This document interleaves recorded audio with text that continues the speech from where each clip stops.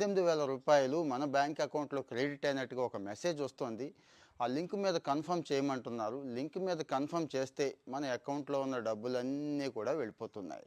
విషయం ఏంటంటారా? కొత్త స్కామ్ కనిపెట్టారు. ఫిషింగ్ స్కామ్ అంటాం కదా! జనరల్‌గా స్కామ్స్‌ని ఫిషింగ్ అంటాం. ఇక్కడ మిస్సింగ్ అంటున్నారండి. అంటే మెసేజ్ రూపంలో లాగేస్తున్నారు కాబట్టి. విషయం ఏంటి అంటే 18,000 వచ్చినాయి. మీ అకౌంట్‌లోకి కన్ఫర్మ్ చేయండి అని ఒక మెసేజ్ వస్తుంది. అయితే అది రావాల్సిన టెంప్లేట్ రూపంలో కాకుండా తేడాగా వస్తుంది అన్నట్టు. జనరల్‌గా మెసేజ్‌లు బ్యాంకులు ఎలా పంపిస్తాయి? లింక్ ఏమి పంపించవు.